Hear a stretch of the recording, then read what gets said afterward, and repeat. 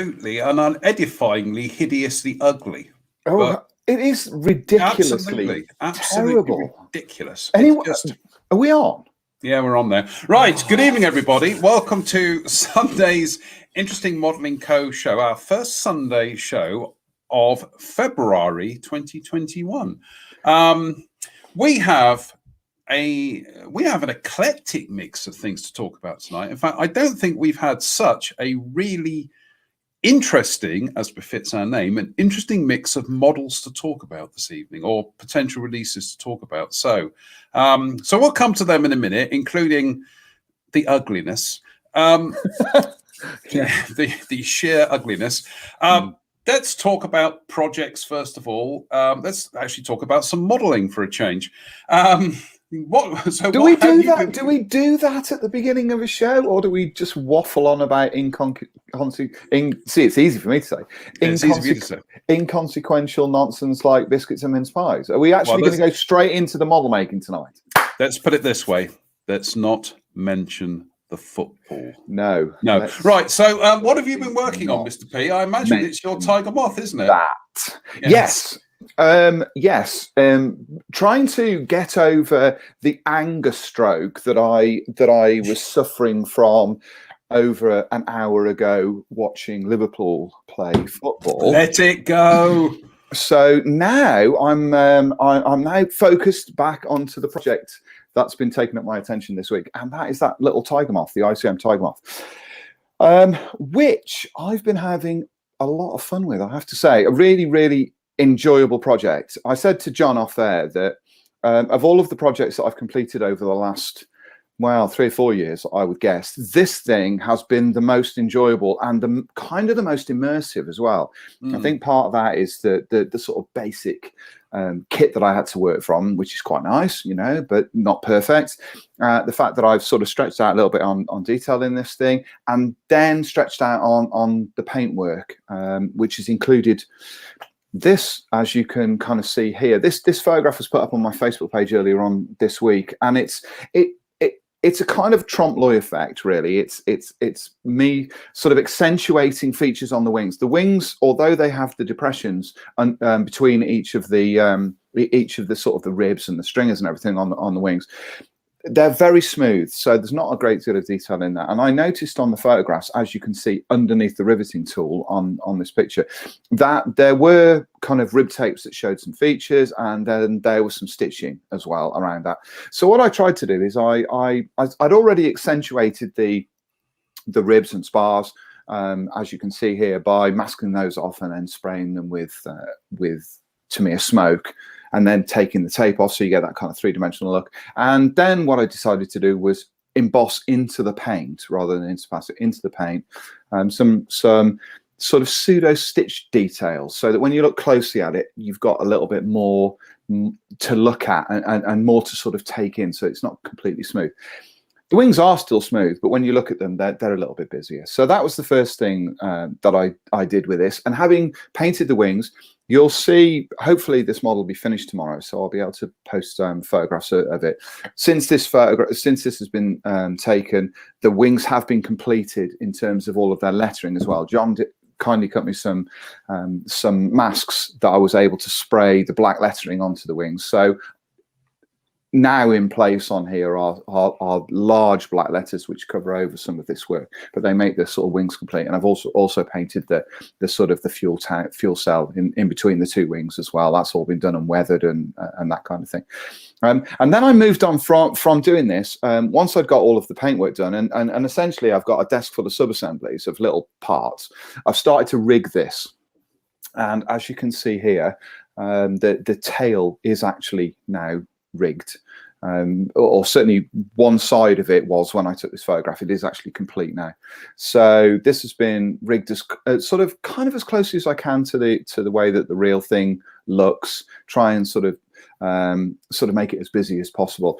I thought long and hard about how I was going to rig this model, because in the actual aircraft has got chrome, highly polished control wires and highly polished sort of rigging, flying rigging between the wings, and I'd got some Easy Line, which was quite thick, and I thought, well, that might work because it's a little bit thicker. But actually, I didn't really like it, and it didn't add a kind of level of delicacy. So this is actually Uzi van der Osten's rigging.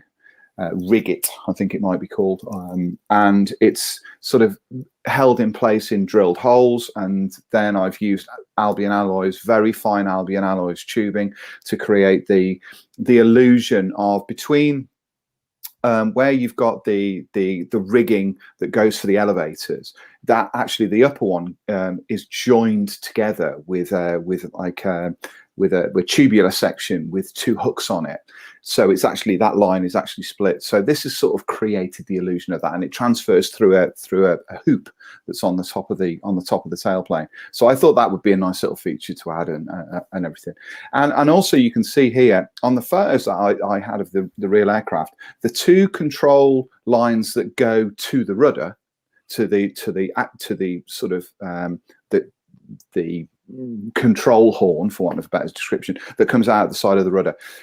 Those on the real aircraft, those two cables are actually separated by a spacer, and you can see it. There's a black one, the black one there just above the M, and there's also one just underneath the cockpit as well. So I've added those, and those are very fine pieces of paper that I've glued onto the control lines using Johnson's Clear, and then fused them into place and then painted them black.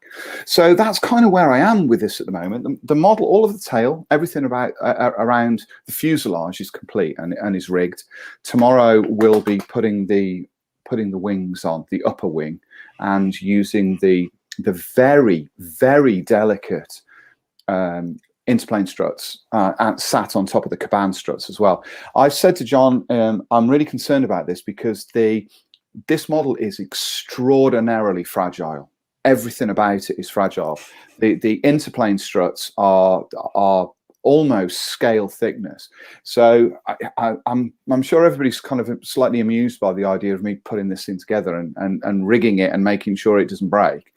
But I am very concerned about this, and I feel that once that wing is in place, this model isn't going to take any kind of knocking at all. It's going to have to be sort of sat down, and I'm going to have to be really delicate with it. But so far, it's been really, really good. We raved a little bit about the ICM kit when it first came out, and because we both got. I still think it's a very, very good kit, as you say. Yeah. The cockpit is a little bit basic, but I'd rather the kit be, to be honest with you, I almost rather the kit be the way it is.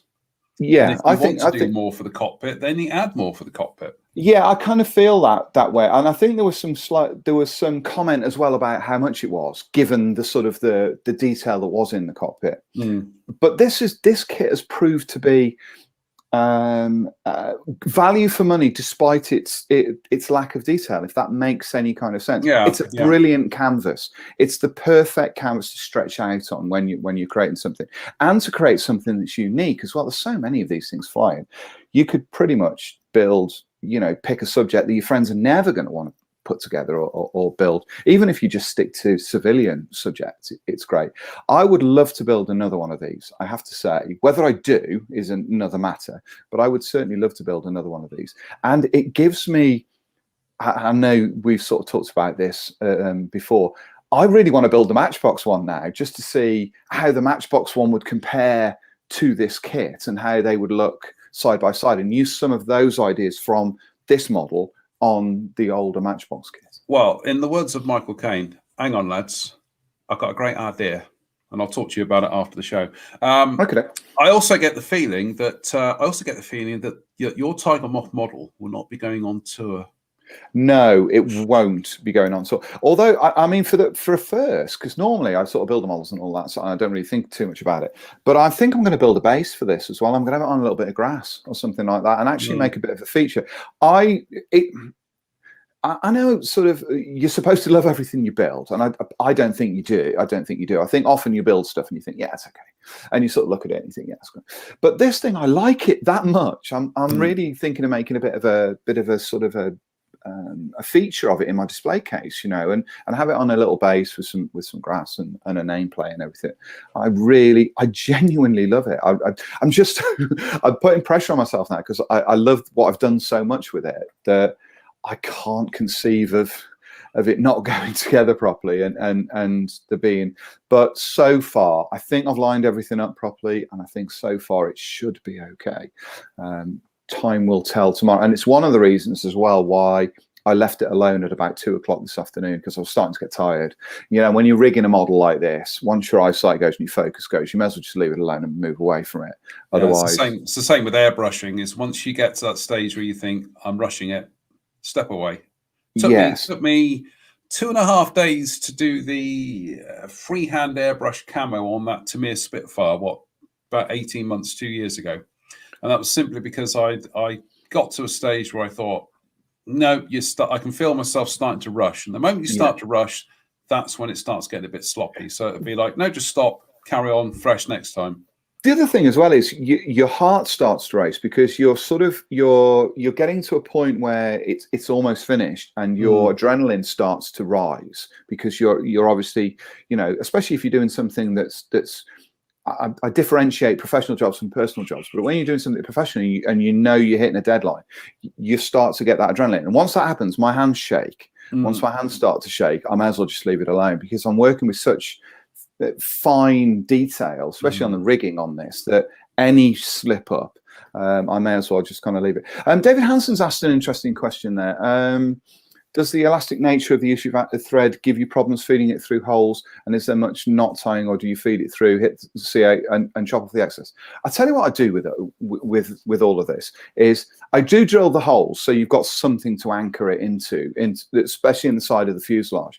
But I don't put the thread is so delicate and so fine that if you try and put super glue, put the thread into the hole, put the super glue up to the thread, it almost attracts the thread to the super glue, and you end up dragging it out. So the way that I do it is I've been experimenting with industrial super glue, industrial grade super glue, which is really strong. And so with this thread, you only need a tiny drop on the edge of the hole. And then if you just feed the thread into the hole when the super glue is there and just let it sit for 2 seconds, it will snag onto the super glue, and then you just kind of drag it over to the next point, and then work your way through. The interplane struts have got Bob's buckles in them, so they'll just be threaded through. There's no knots on this at all. All you do is you just thread the elastic through, super glue, and then you just chop off the excess and hide it underneath the buckle so that you don't. I am intrigued by industrial strength super glue. Yeah, I've been using rather than using modelers super glue, I've been using builders super glue for sort of building work and engineering work and everything. And I found that it's stronger and flashes off more quickly. So I've sort of been working on that.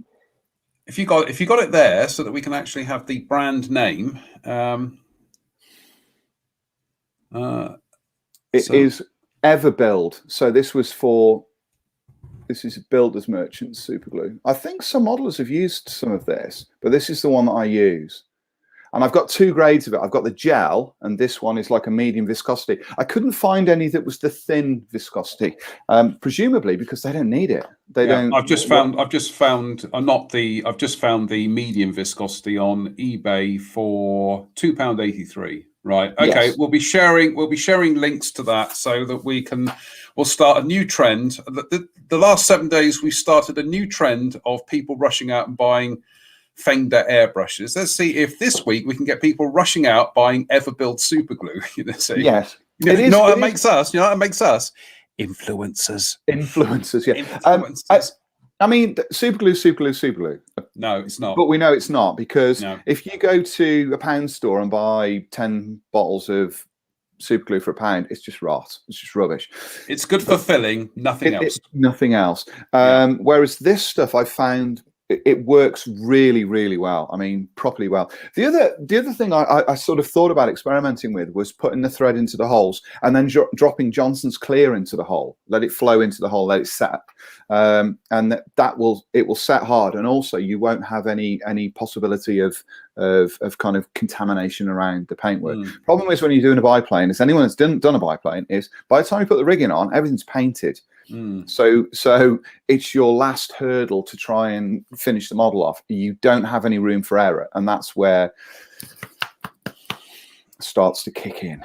Yeah, no, I'm just going to post a link up for. Oh no, it's too big. No, I've just found on eBay somebody who does this, and they seem to do quite a few of them. So Yeah, I get the funny feeling that after the show, an order may be outbound. yeah. And Dave Fleming has put, how's its shelf life? Dave, the simple answer to that is I don't care really. I use so much of this stuff that even if I only get it for have it, for a couple of months or whatever, if that, and it starts to, I cannot remember, especially this bottles of this size. I can't remember the last time you had a bottle of super glue this size that hadn't set in the bottle. By the time it starts to congeal in the bottle, I throw it out anyway. So, but it's one of those. It's one of those kind of like false economy things, isn't it? If you're buying a bottle, I mean, these bottles are £2.50 ish, including P&P.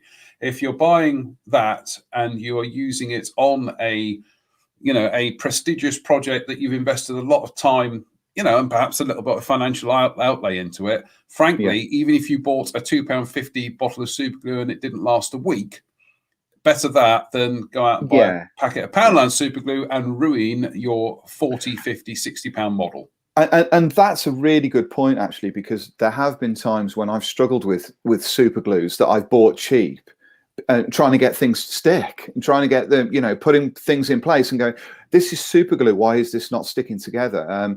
And so I needed an alternative to that. And I seem to have found one in this. I bought this offline, like you've just had a look.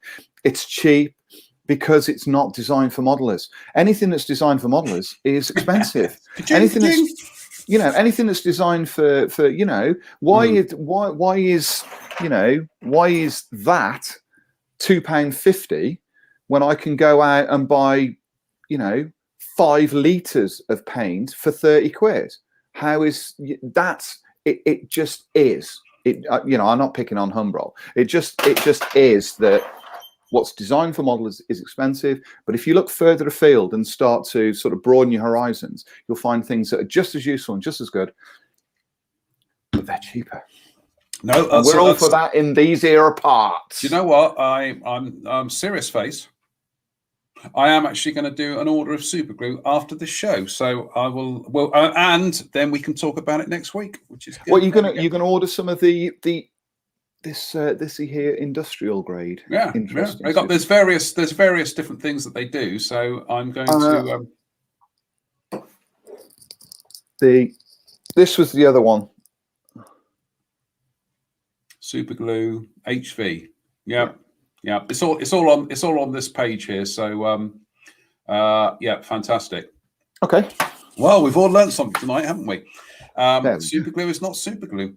By Joe, I could have done with that super glue tonight when I was putting the rocket crates onto my Stuka Zoo Fluss, because of course, despite the fact that they're designed to actually slot into some plates that go on the side of the thing, is that no, of course, none of it aligns properly.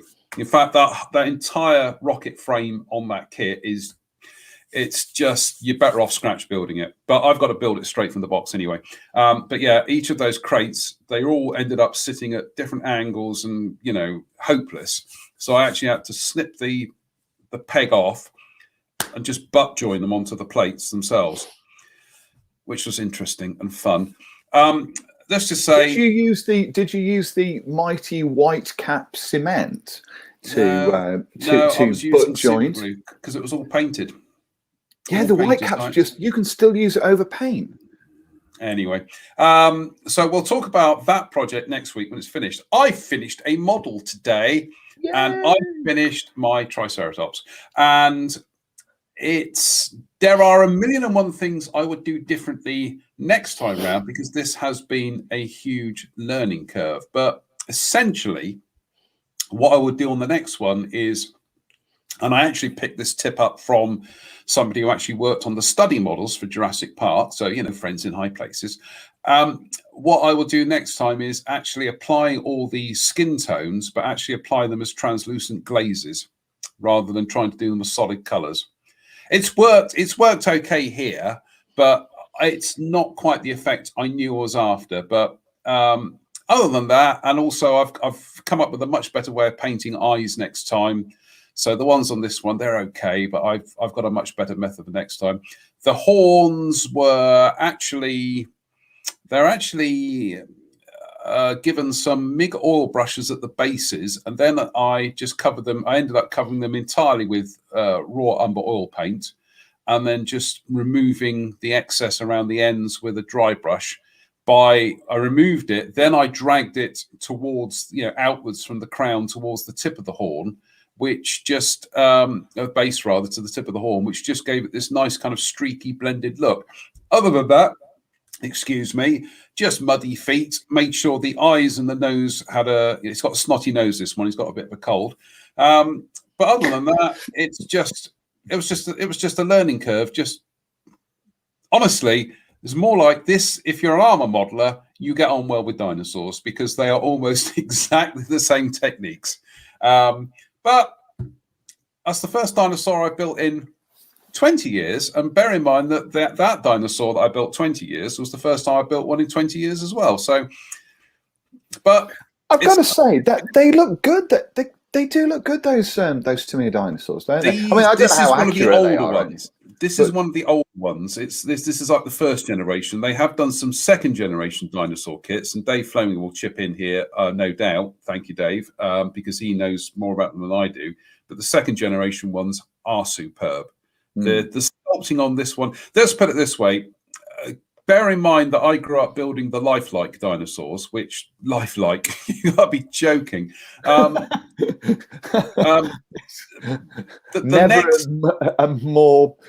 Never a name stretching a point more. Precisely. The Aurora dinosaurs, great fun, but they were playthings. They were designed to move, so they were like toys. So the first reasonably accurate dinosaur kits to come out were probably the Airfix ones of the late 1970s.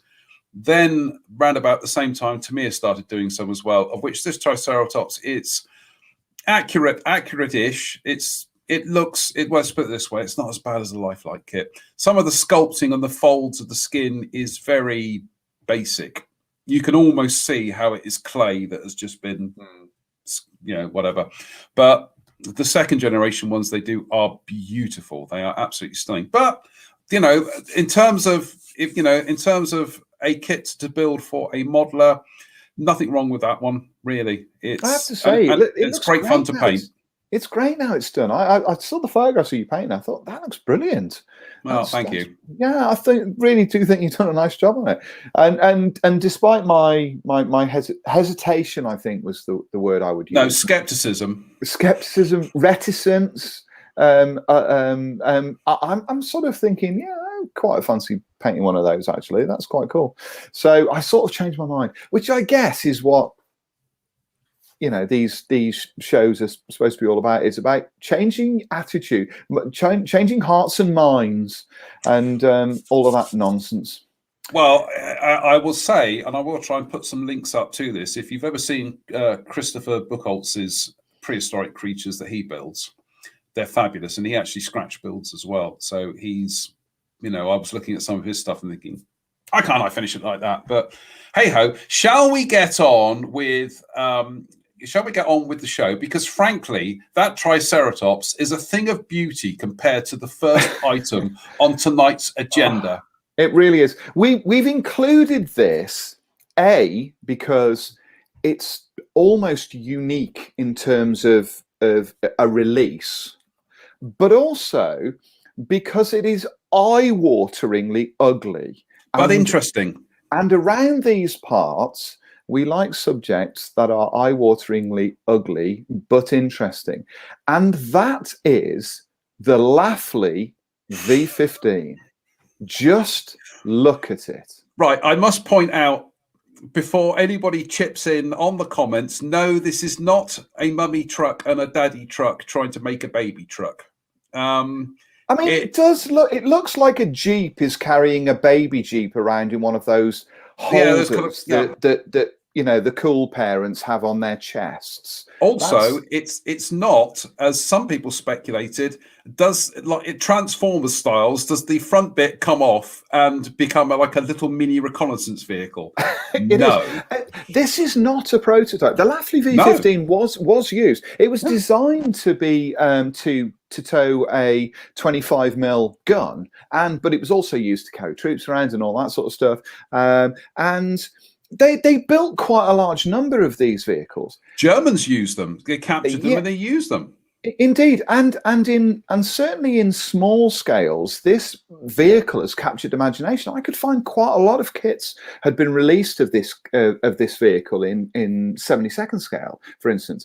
Very few in 1/35th. I could find a couple of resin kits. I couldn't really find too much more. So this kit it has come up from ICM and is almost likely to be in a field of one, pretty much because it's scared off everything else that's in the field when it sees this thing. Yeah, by looks alone. By looks alone, what on earth is that? I'm going nowhere near it.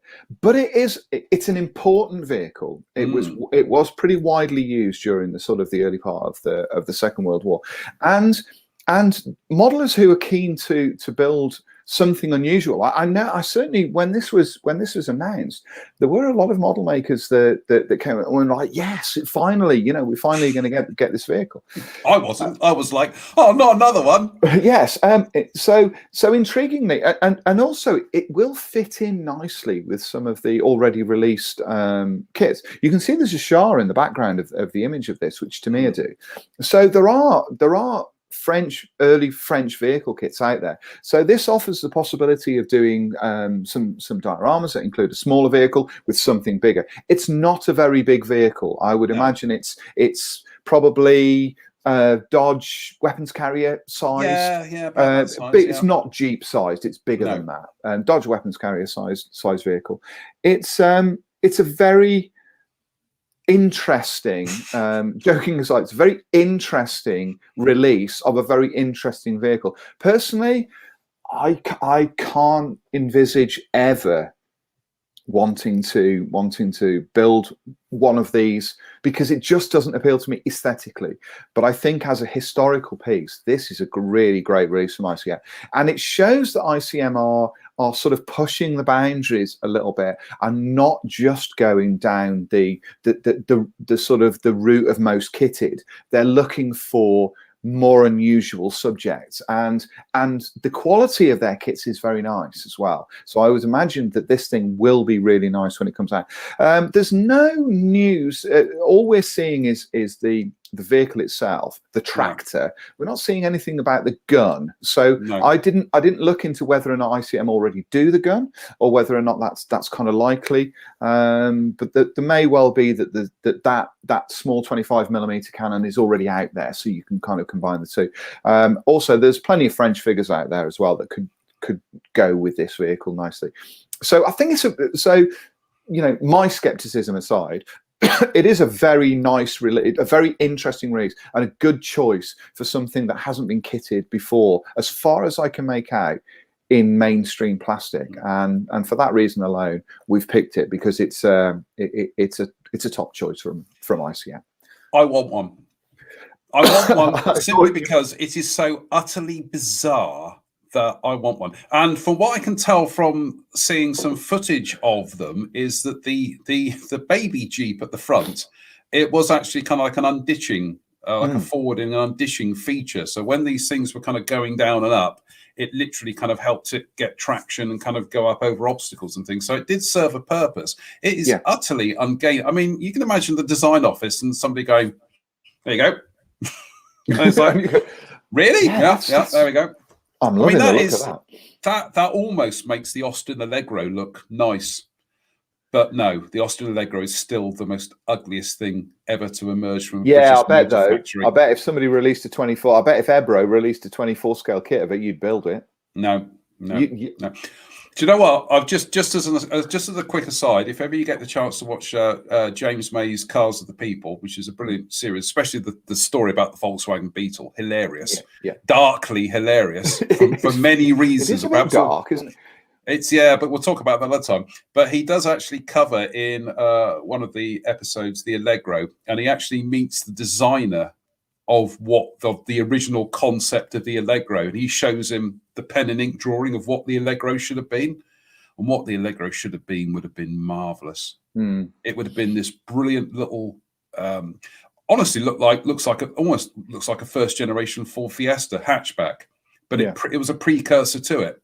It looked like a world-beating car, but no, Austin, British Leyland, whatever, had to go, no, it's got to have 4 doors and a boot and a pipe dispenser and a tease made. Sure my grandparents had an Allegro. I'm pretty sure it was my first car, but I never learned. But I didn't learn to drive in it, and eventually I sold it. It just sat in the drive for 6 months, where I would look at it, loathe it, and then I sold it, and then I eventually learned to drive. And my first driving car was a Mini. So there we go. My first car was a little Ford Fiesta 950 Popular Plus, a 950 engine that had about 40 brake horsepower. Yeah, ridiculous power to weight ratio. These days, 1 litre engines are with turbos and everything have got about 5 times more power. This thing, I managed to get it to go to, if you've ever been up a Shap coming down from Cumbria, there's a hill that runs all the way down from there. I managed to get it to do 95 and not basically a 45 horsepower Ford Fiesta. Doing 95, I was pretty much holding on as it started to shake and rattle going down the hill. It was the fastest I ever got this thing to go. And it was only because it was a bit like, when it was only because of gravity. Well, it's a bit like a hawk going through the sound barrier when it drops down into a shallow dive. That's what my Ford Fiesta did. It went through the sound barrier because it started to shake and then stopped. And then it just was like smooth. And I think, there we go. My Ford Fiesta has just traversed the sound barrier for Ford Fiesta 950 Popular Plus. Obviously, the Interesting Modelling Company does not endorse or indeed condone breaking the speed limit. If there's any police officers watching this, it was the one and only time I ever went over the speed limit. Honest. Let's move on. Let's move on to some different kind of monkey business. A monkey business. This is a brilliant segue here, completely unscripted.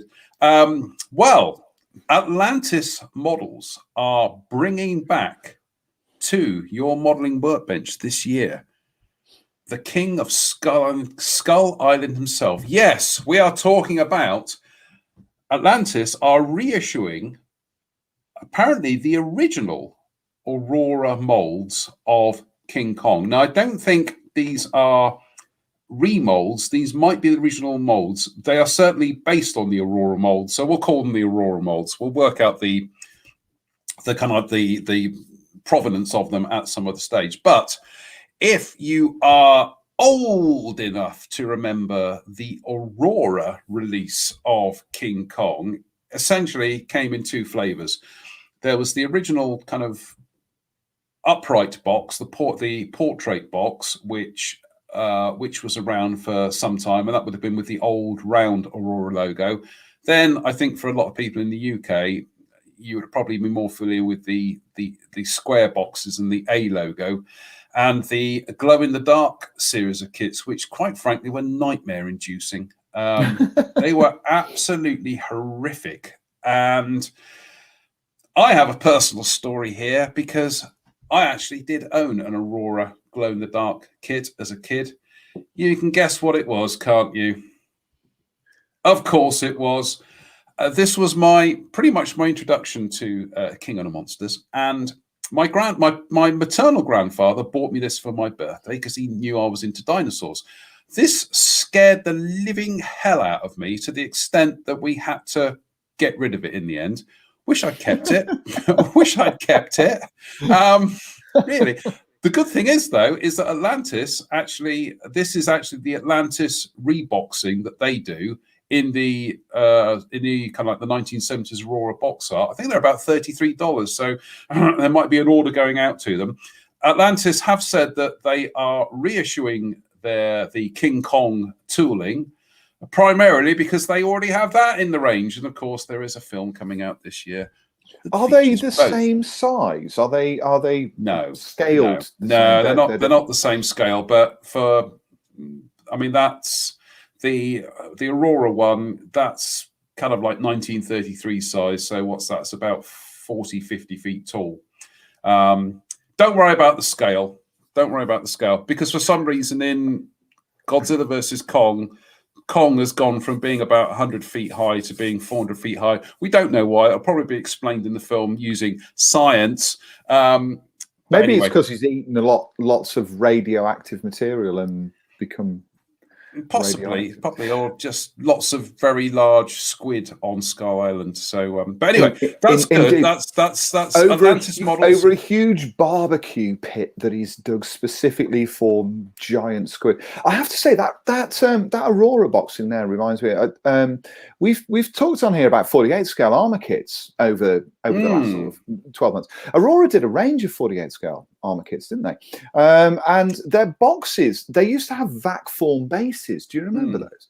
And the vac form base was sized to the inside of the box. I had the Centurion, I think. Was it a square box one?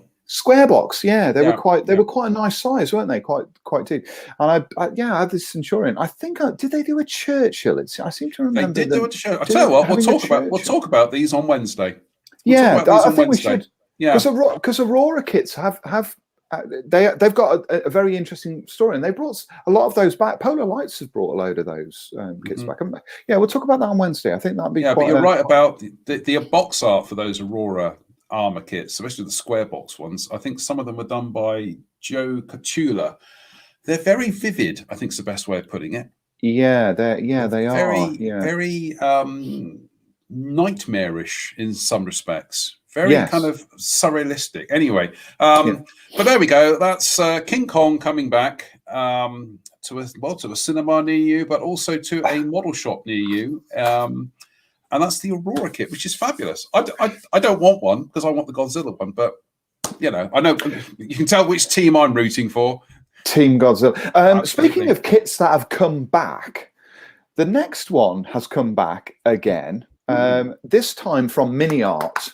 They have produced Mini Art. They're a new up and coming concern that I think we need to pay attention to over this year. I can't even remember what this year is. I think it's 2021 because last year I thought it was 2019. This is January the 38th.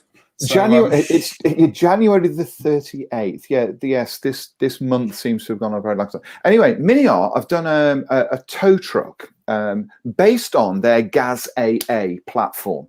Now, this thing here is one in a long line of Gaz AA variants that has been produced by Mini Art.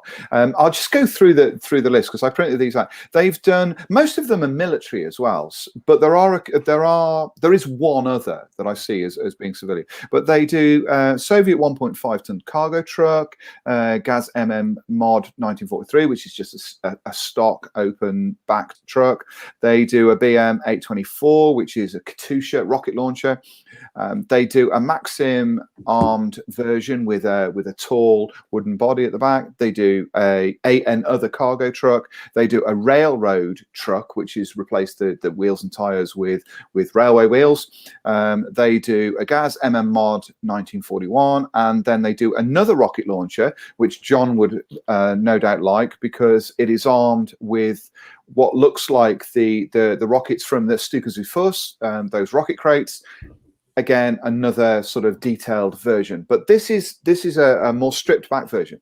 Now, what Mini Art have done here is that they have incorporated the stock Gaz AA platform with the cab and bonnet and their jib set, which they released earlier on last year, which I think we might have had a look at on here when we first started out. So they've kind of incorporated the two kits into one to create a brand new product.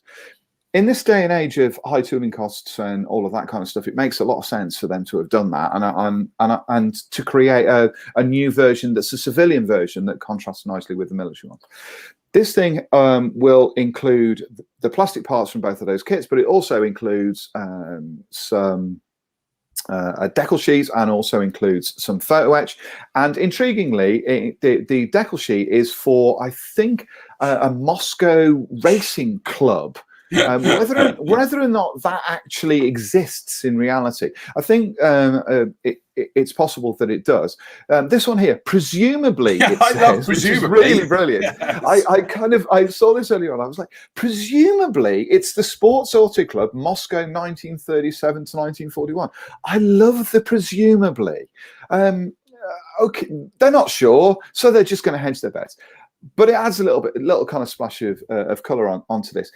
Interestingly, as well, for this model, is that the box art shows the jib on the ladder frame of the chassis. This picture shows the jib on a wooden body, so it obviously includes both. So you get a kind of a choice of this kind of stripped back thing here, which looks like it could have been used on a moonshine run, and the other one, which is sort of more traditional and allows you to kind of put stowage in there and all of that kind of thing. So there's plenty of options with this kit. These Gaz AA trucks are not very expensive either, which is kind of nice. So they give you sort of nice opportunities. I do like the way this looks like a sort of an early 1900s truck rather than something that was used during the Second World War. This really has the look of something that could have been used or would have been used in sort of the Wild West, sort of turn of the century kind of truck. It's very old fashioned, and because of that, I really like it. This truck is everything that the Lafley isn't. This truck is lovely looking. It's got nice curves. It's got cool details. This is a real favorite, really lovely release, and again fits in nicely with the sort of the civilian route that a lot of my sort of thoughts are taking at the moment, and sort of work. Put this alongside you could do a lovely little vignette with this, stick it alongside a nice wooden shed, something like that, with some old car parts outside. You've got a vignette right there and then. Brilliant. We'll be coming to little wooden sheds in a second, but we will. Do you know what? I want one of these, and I want one of these because I do like. I want to build the presumably Sports Auto Club Moscow, but I want to build the presumably Sports Auto Club Moscow because look at that color scheme! Isn't that glorious? It is. Just it is utterly glorious. I have to say, I like the sort of the dowdier versions that are in this, and I like the idea of the sort of not that one. That looks great. I love that. That would be the one I'd go for. I think unknown unit. Red Army. See, they're all kind of hedging their bets a little bit with these color schemes, but that's kind of cool, isn't it? And I can imagine that one as well. That Red Army unit one. Painted up with a really sort of faded and almost removed winter whitewash around it as well, where you can see the underlying colors and you've got all the winter whitewash, old hairspray chipped off. That would look really great. But you could do all sorts of things with that. It's what a subject. What a great choice for a subject. And what a simple idea to just combine those two kits together. Boom, you've got a new one, and something we can get kind of excited about.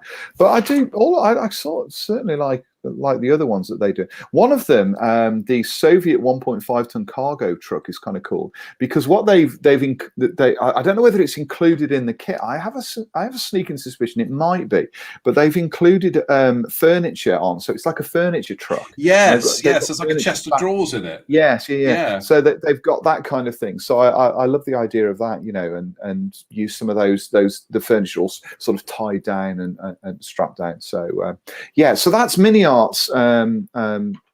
Gaz AA recovery truck, and it should be available shortly.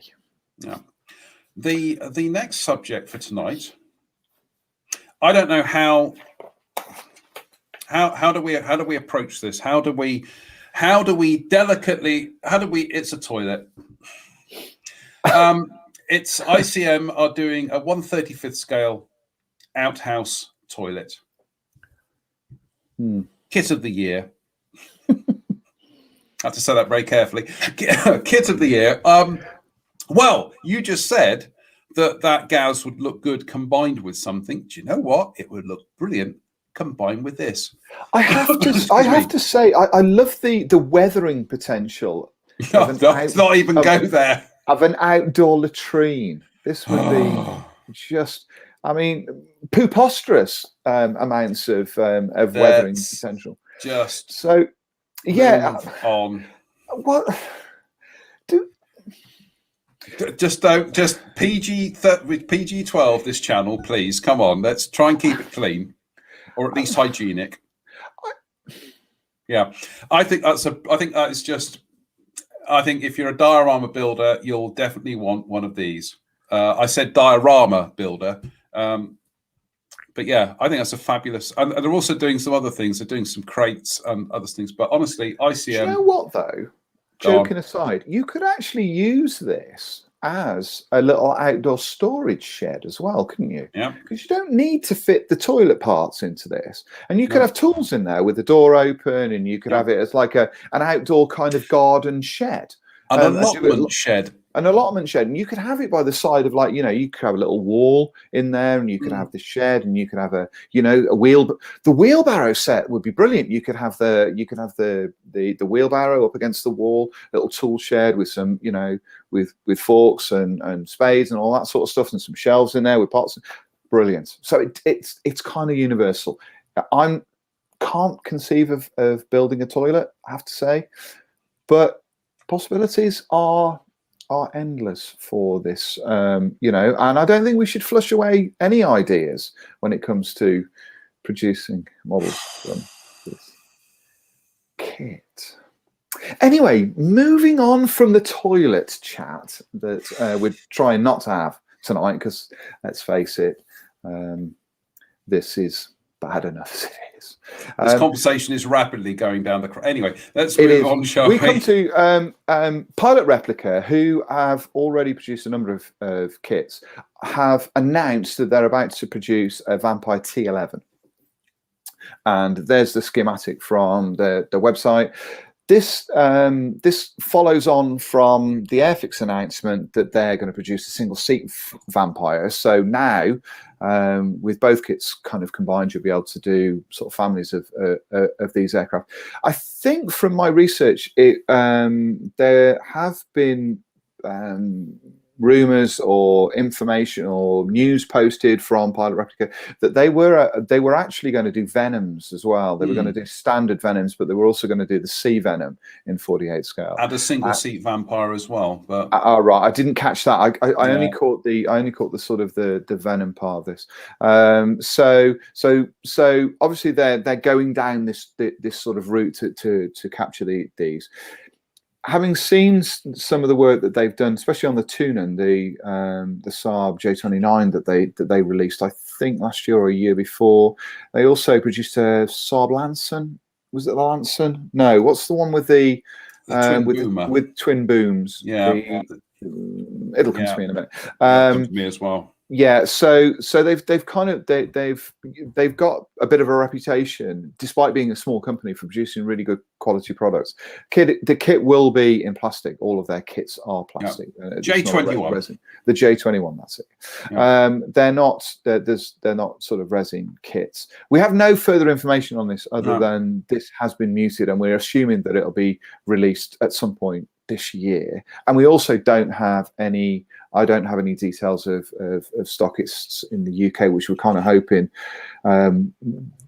they will have, because obviously it's proving to be more and more difficult getting anything outside the UK at the moment, certainly anything from Europe, without paying just eye-watering amounts of money.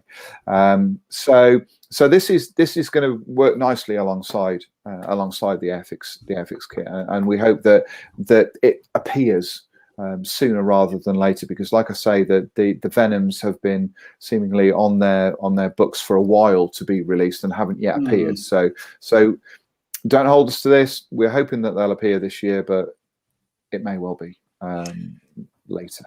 It would be nice to have an accurate two-seater kit of the Vampire to go along with the,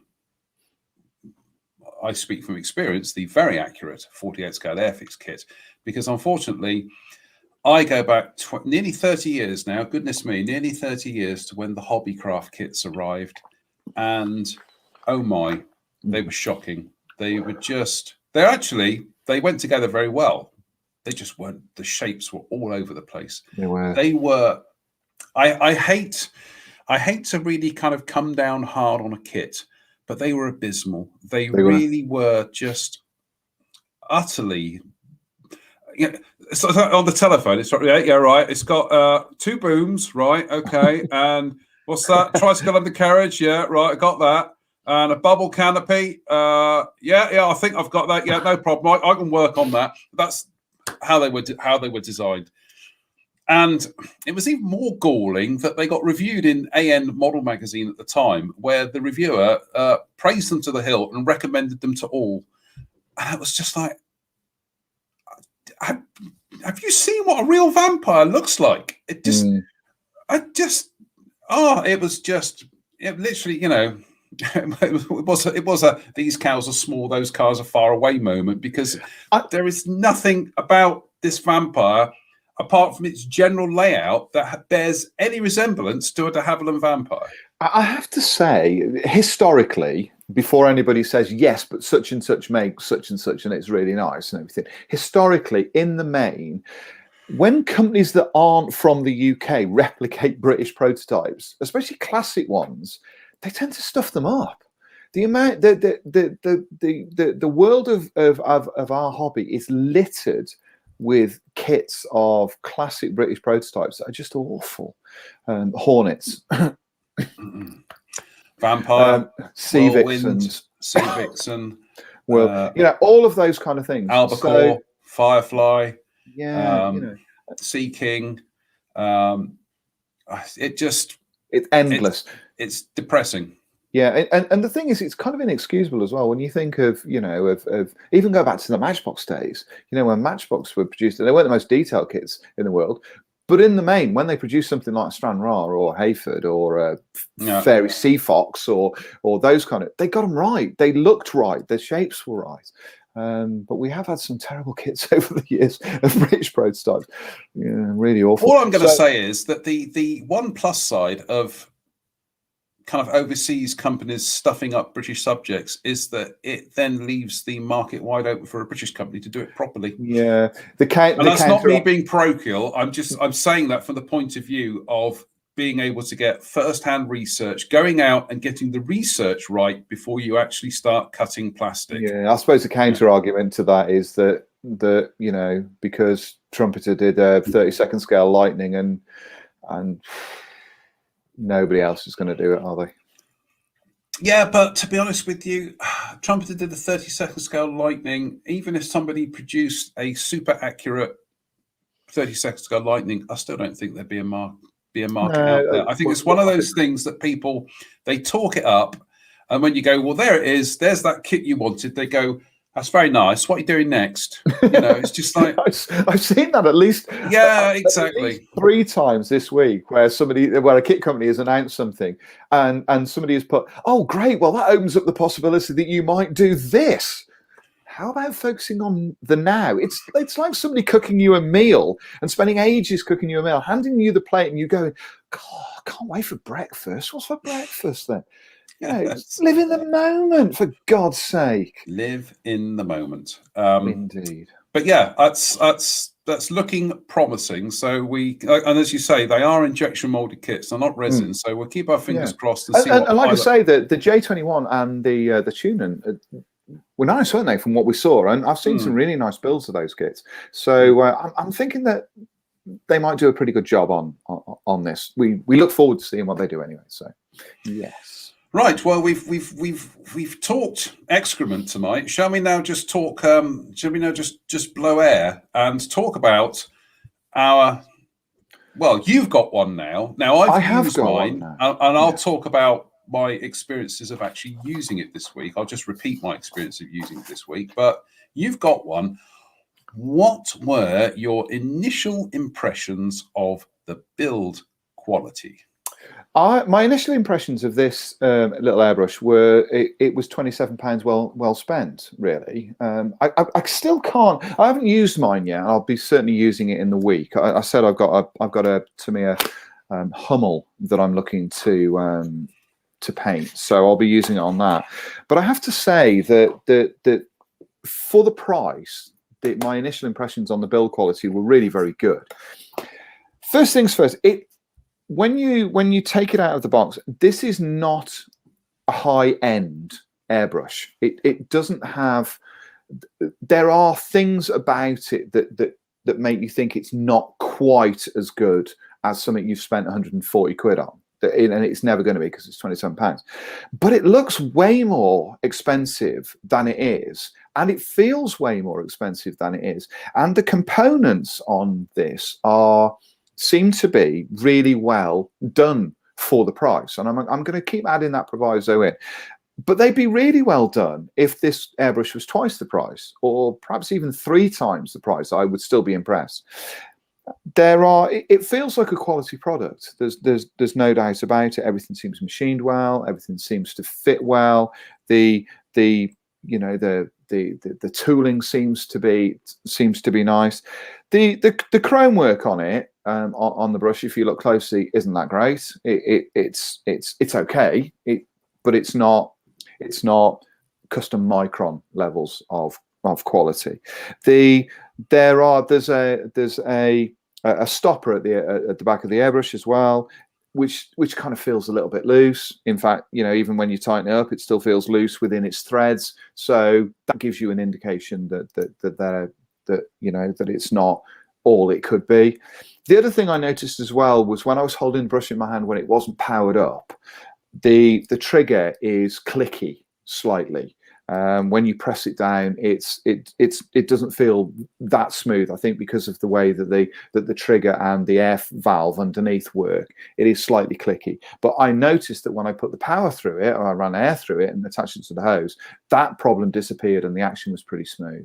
So the other thing I noticed on mine, and this could just be a quality control issue, was that the needle within my airbrush, the very tip of the needle was bent over into a sort of a 90-degree angle, and you could see it.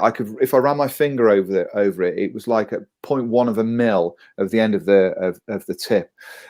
So I removed that, cut that off, very carefully cut it off with the tip of a scalpel, and then I used a sort of a knife sharpening stone, and I just polished the needle up.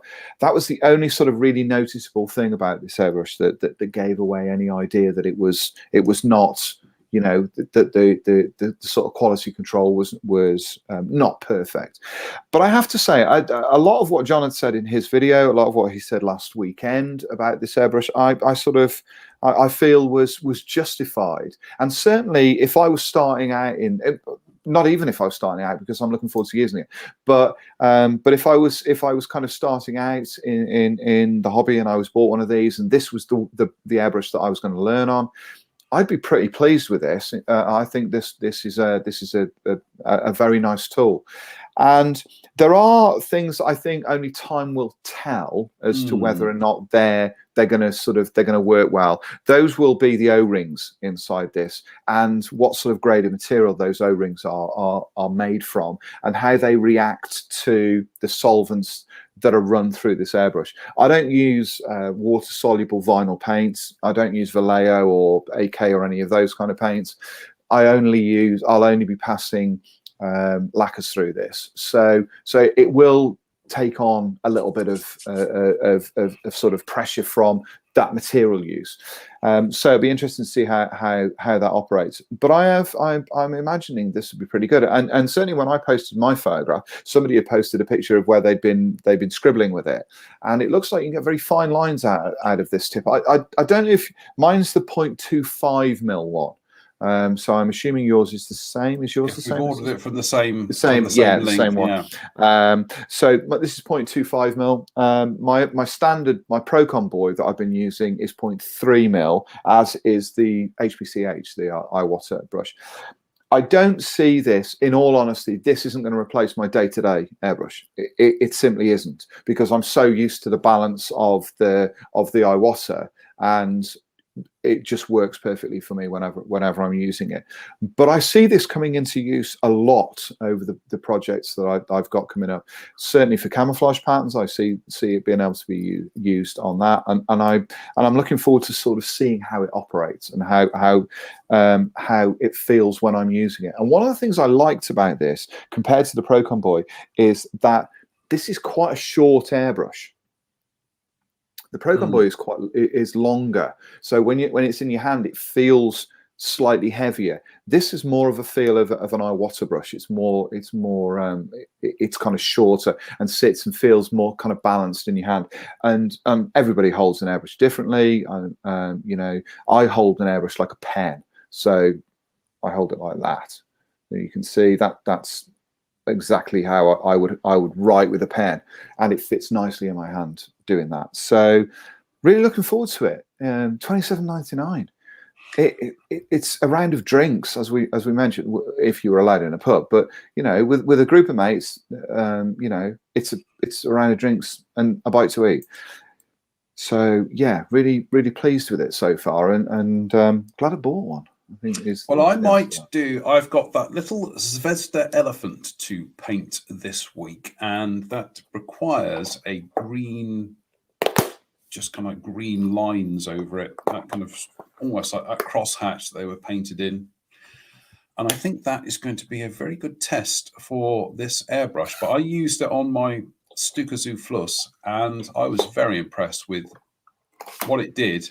And given that I was rushing things a bit, it didn't spit the paint out. It held a very fine line. I was messing around with the MAC valve and the limiter at the back. My limiter's fine. It just, honestly, if I was given this and told to blind test it and then give it a price, I would say this is probably about a £70 to £80 airbrush. Yes. Yeah, I think that's fair. I found the MAC valve worked fine. The limiter worked fine. It was the balance and the action were terrific, and I was just able to, you know, the moment I started putting paint through it, I thought, yep, I like this. And bear in mind, I was only putting through it SMS paint, scale model as supply, but I will be putting Tamiya Guns, Mr. Colour, and Tamiya lacquers through it. So there won't be any Vallejo, there won't be any water-based acrylics going through it.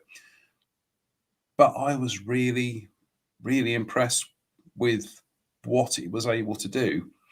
And I think the proof in the pudding is to do a pop-up live, you know, which might work well. It might end in disaster, but is to just do a pop-up live and say, right, look, we're going to do it. There's no faking. Here we go. Yeah. And just sit there and start spraying with it.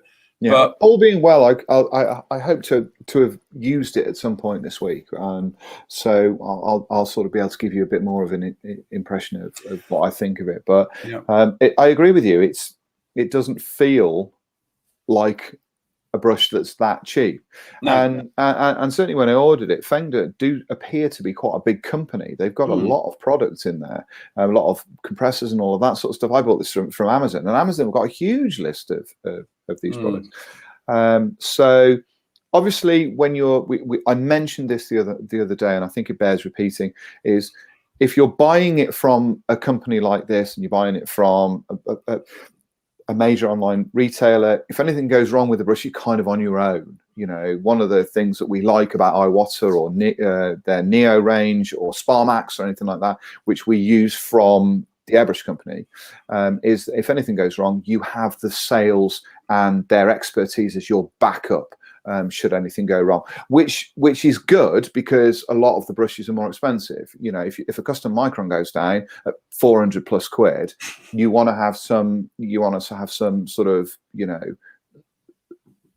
a place to go to and say, something's happened with this, can you have a look? And I sort of regularly have airbrushes serviced by the airbrush company as well, so which you don't have with this. However, I think as a brush to get you going, as a brush to use day to day, as just something, you know, to use, and sort of to hone your skills on, I think this is above and beyond what you would need. I think there is I think also the possibility that some of the branded spares may be interchangeable with this. yes, Maybe, might be, or to use Yeah. that ICM word, presumably.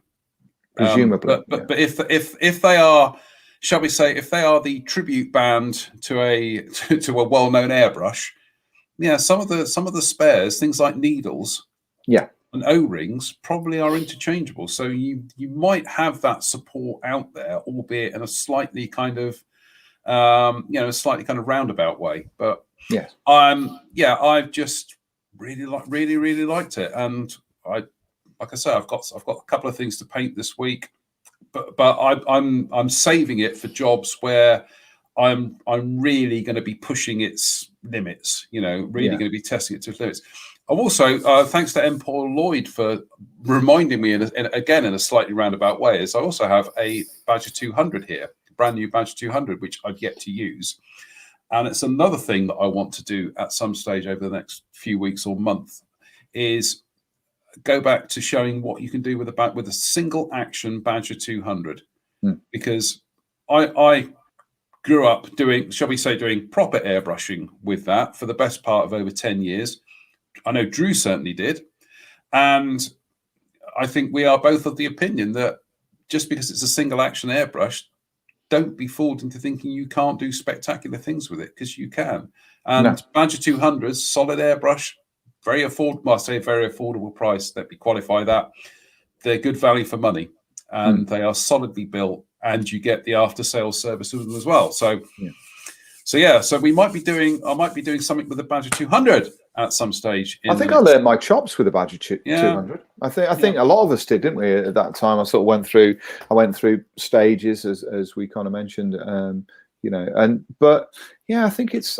Tim Mulder says, "I've just bought some spares. They are available." Well, and Steve Moore says, "Can you post that link again?" Yeah, we certainly will be posting that. We'll post the link again to the Amazon link anyway. And I'll also, after the show, I'll sort out that link for that Everbuild industrial grade super glue. So we're learning. This is what I love about this hobby, is we are learning things all the time. That next thing you buy could become your favorite modeling product. Well, I mentioned to Elizabeth last night about this brush and sort of talking through some ideas, and you bought me a toolkit which I was going to use for the festival, which I didn't get around to using, which I think was £10 or £15 or something. Oh yeah. You remember that, the little toolkit? Yeah, I'll dig it out for Wednesday. Yeah. Toolkit. So which is everything that you need. There are side cutters in there. There are knives, files, all of those kind of things. So got that, 15 quid. Airbrush, 28 quid. I bought some paintbrushes, which I told you about, which were I think £5 or something, and I bought some flats, which were, I think I bought £20 worth of paintbrushes, but that's more than enough to last you a year. So in essence, what I'm saying about that, and a cutting mat for 10 quid. So for little more than £50, you could kit out a sort of a starter pack, really, for the hobby. You can buy one of those little micro compressors as well, which would get you started, so that you don't have to sort of spend too much on a compressor. So there are products out there now that allow you to get started at a reasonably low amount of money, which is great. If you shop around, there's certainly plenty of places to go. And we talked about this, I think, on Wednesday, and mentioned it earlier on with the Everbuild super glue. Sometimes if you think outside of the box as well and hunt around for things on modeling related, one of which is sanding sticks, sanding sponges. If you go online and Google nail bar sanding sponges, you can buy them in packs for really small amounts of money, and they're brilliant. The two that I've got on, the 4 that I've got on here, I was given by a friend of mine who owns a beauty salon in town, and she was using some of these, and I went in, Liz was in there, I went in and picked her up, and she was using some. They're kind of cool. So she said, here you go, you can have a couple of these, try them out. And they're really brilliant, and they're made specifically for nail bars.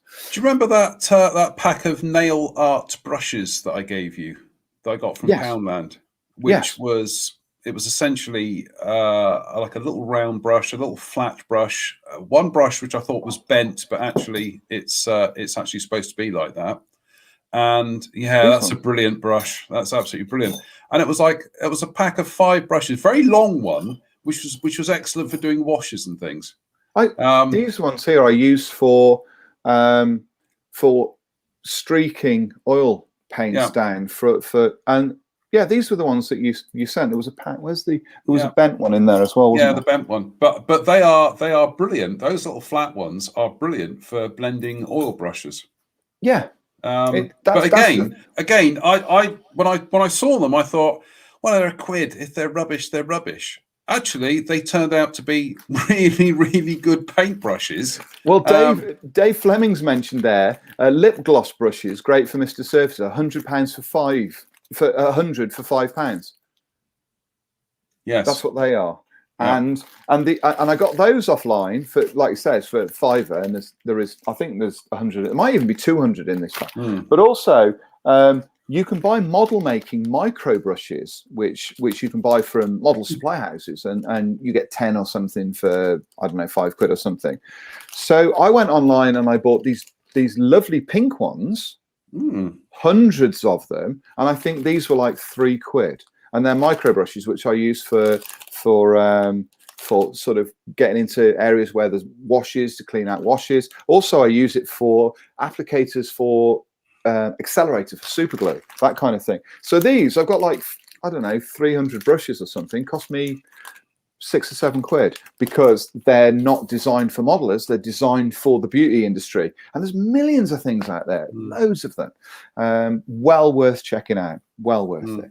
And I'm just gonna to kind of round off the paintbrushes and things, is when I was in Poundland again this week, because I had to pop in to get some household bits and pieces, and they're still doing those De La Rowney brushes, 2 for £1, and they're brilliant. They are really, really impressive. I was, in fact, the De La Rowney one, the flat one, I was using it on the Stuka Zoo Fluss, from where I put some washes on the rivet heads and everything, let them dry overnight, and then just went with a completely dry brush, just went over them, and it just blended. It knocked the washes back a bit, but also just slightly blended them to create these ever so fine streaks. Honestly, the streaks are so subtle, I wouldn't want people looking at the model that closely, because they'll see all the things that have gone wrong with it. But again, I've got my £17 Series 2 Sable, expensive filbert brushes, which I use purely for specific tasks, for figure painting or whatever. When it comes to weathering and dry brushing or whatever, just cheap brushes.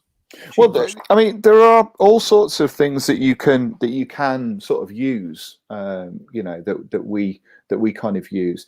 I've even found, and we should do an entire show on this, because we could come up with all sorts of ideas. But I also went to, I'm trying to see if it's in here at the moment, or whether it's somewhere. Oh, here it is. We should do the £10 challenge, and that's a £10 note, and go to next time you're doing your essential shopping is yes, see what you can get for a tenner. I was looking for groundwork material for the Verlinden dioramas that I was doing last summer, which I've still got a bunch to do this summer. And I was looking for something that replicated the cat litter idea that he had on his dioramas. And I couldn't find the same. And the reason for that is because cat litter these days, as anybody will know, is now absorbent, and it's different. The cat litter that he talks about back 30 odd years ago was those little tiny stones that you drop onto the floor of you can still buy gravel cat litter. Can you? Well, I couldn't find any. I certainly couldn't find. Oh, really? Oh, well, maybe I should look there. But what I came up with was something that was very similar in appearance, and it's this. Oh, yes. Crushed oyster shells, right? This pack, this little box here, was again only a few quid, because it's not designed for us. It's designed for birdies.